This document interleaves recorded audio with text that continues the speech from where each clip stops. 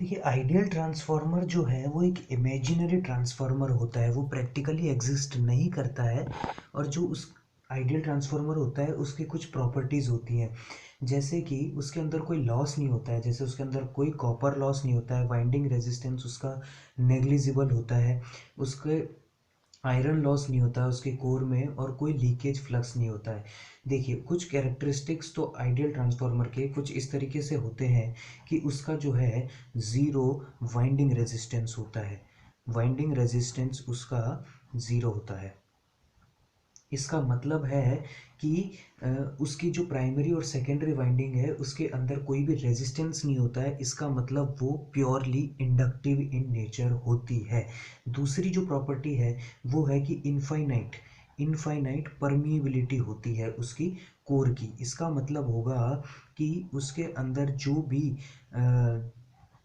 मतलब उसके अंदर जो भी मैग्नेटाइजेशन करंट के थ्रू फ्लक्स जनरेट होगा वो 100% काम करेगा, मतलब उसके अंदर कोई लीकेज नहीं होगा। उसकी परमेबिलिटी जितनी ज़्यादा होगी जिस कोर की, उसका उतना ही अच्छा एफिशिएंट ट्रांसफार्मर बनेगा। मतलब उसके अंदर जो एमएमएफ रिक्वायर्ड होता है फ्लक्स जनरेट करने के लिए वो बहुत ही कम काम में होगा। जो उसका मैग्नेटाइजेशन करंट यूज़ होता है उसको मैग्नेटाइज करने के लिए वो भी बहुत ही कम होगा। इसका मतलब कि एफिशिएंसी बहुत अच्छी हो जाएगी।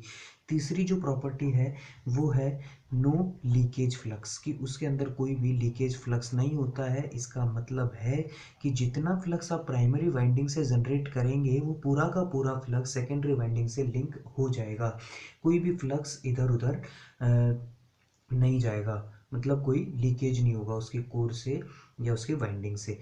चौथी बात जो होती है वो होती है 100% एफिशिएंसी। आइडियल ट्रांसफार्मर की हम मानते हैं कि 100% एफिशिएंसी होती है, जैसा कि उसके अंदर हमने पहले ही कहा है कि कोई लॉस नहीं होते हैं, जैसे हाइस्टेरिस लॉस हो गया, कोर लॉस हो गए, कॉपर लॉस हो गए, एडी करंट लॉस हो गया। इस तरीके का कोई भी लॉस नहीं होता है, उसका वाइंडिंग रेजिस्टेंस जीरो होता है, इनफाइनाइट परमिएबिलिटी होती है, तो उसकी जो एफिशिएंसी है वो इनफाइनाइट होनी चाहिए।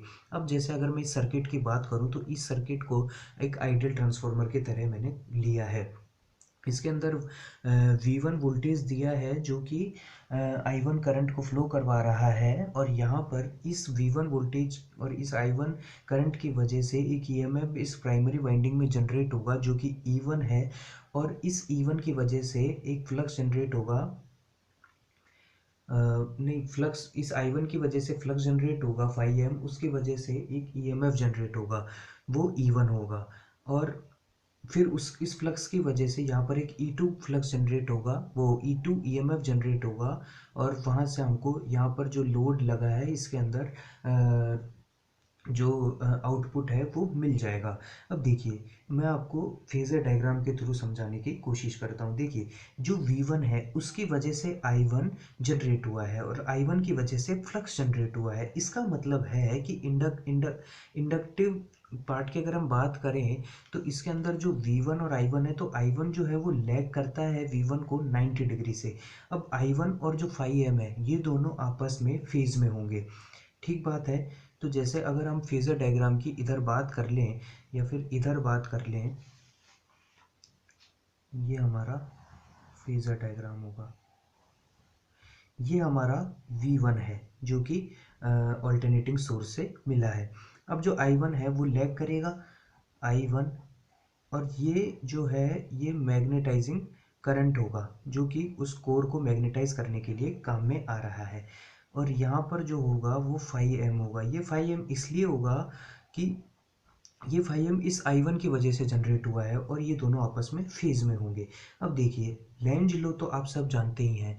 लेंज लो का मैंने बताया था कि ये हमेशा अपने जनरेशन का अपोजिशन करता है, अपने जनरेशन को अपोज करता है कि वो किस उसके कॉज को अपोज करता है। तो यहाँ पर V1 की वजह से ही E1 जनरेट हुआ है, E1 जो V1 की वजह से जनरेट हुआ है। लेकिन जो E1 है वो आइडियल ट्रांसफार्मर में उसकी जो वैल्यू है वो V1 के बराबर ही होती है, उसके अंदर कोई लॉस नहीं होता है। लेकिन अब लेंज लो की वजह से जो V1 है V1 का अपोज करेगा, इस वजह से वो अपोजिट साइड शो किया जाता है, यहाँ पर E1 शो करा जाता है। अब देखिए, इस फ्लक्स की वजह से ही E2 जनरेट हुआ है, और जो E1 और E2 है वो दोनों आपस में फेज में होंगे। ये बात आपको समझ में आ रही होगी। E1 और E2 जो है वो आपस में फेज में होंगे और इसी वजह से V2 जनरेट हुआ है, तो V2 भी इधर ही होगा। ठीक बात है। और इतनी ही बात यहाँ पर समझाने जैसी है कि और जो V2 है उसका मैग्नीट्यूड भी E2 के बराबर ही होगा और V1 के अपोजिट होगा।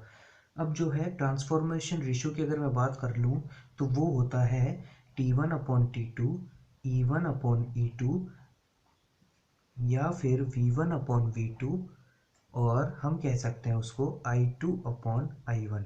जैसे कि आइडियल ट्रांसफार्मर में हमको पता है कि कोई पावर लॉस नहीं होता है, जितनी पावर आपने दी है उतनी ही पावर आपको मिल जाएगी। इसका मतलब ये होगा कि जो V1 I1 है उतना ही V2 I2 मुझे आउटपुट में मिल जाएगा। ये मेरा आइडियल ट्रांसफार्मर का पैरामीटर होता है कि जितना आपने पावर ट्रांसफ़र करी है उतनी ही पावर आपको आउटपुट में मिल जाएगी बिना किसी लॉस के। और जो रेटिंग है वो केवीए में होती है। ये केवीए 1 हो जाएगा और ये केवीए 2 हो जाएगा। यहाँ तक की बात आपको समझ में आई।